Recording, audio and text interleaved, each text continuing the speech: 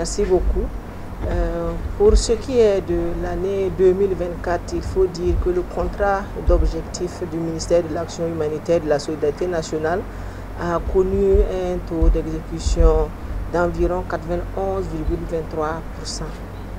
Donc sur 37 produits que nous devions livrer, nous avons 29 produits qui ont été entièrement livrés et 6 produits dont le taux d'exécution est compris entre 49 et 97%. Et malheureusement, nous avons 2 produits qui n'ont pas connu un début d'exécution.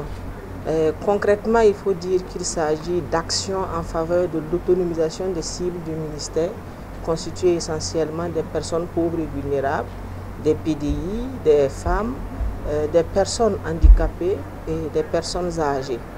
Donc, pour 2024, il faut dire que nous avons à peu près 1 900 000 personnes qui ont bénéficié d'assistance alimentaire. Il s'agit de PDI, de personnes vulnérables et de personnes victimes de catastrophes.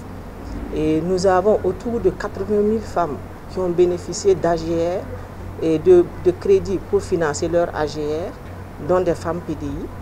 Nous avons environ 9 000 enfants non accompagnés ou séparés, ou des enfants ou des jeunes qui ont été rencontrés lors des opérations de circulation du territoire qui ont bénéficié d'une prise en charge psychosociale. Nous avons plus de 3 000 filles qui sont victimes ou à risque de mariage d'enfants qui ont bénéficié de bourses scolaires et plus de 1000 personnes handicapées qui ont bénéficié de soutien matériel et de mobilité. Donc, au regard de ces taux, nous pouvons dire quand même que le ministère a accompli sa mission qui lui a été assignée en 2024. Et nous remercions le personnel du ministère de l'Action humanitaire pour leur abnégation au travail et aussi l'ensemble des acteurs humanitaires qui ne cessent d'accompagner notre ministère dans ses initiatives au profit des personnes les plus vulnérables. Et cela ne s'est pas fait sans difficulté, parce que la difficulté majeure que nous avons rencontrée en 2024, c'est toujours l'inaccessibilité de certaines localités qui fait que nous ne pouvons pas déployer les actions qui ont été prévues correctement et aussi la rareté des ressources. Voici un peu ce qu'on peut dire de l'exercice que nous avons eu ce matin avec son Excellence. Merci, Madame. Merci bien. Déjà, nous avons pris toutes les dispositions nécessaires pour que tout ce que nous faisions sur le terrain, nous continuions à le faire et pour que la décision du président Trump n'impacte pas.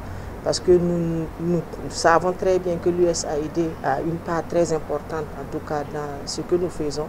Mais quand même, nous aussi, nous avons un certain nombre de dispositifs que nous avons mis en place. Donc vraiment, ça n'a pas empêché le ministère de continuer à agir au profit des personnes déplacées internes. Et nous rassurons en tout cas les Burkinabés.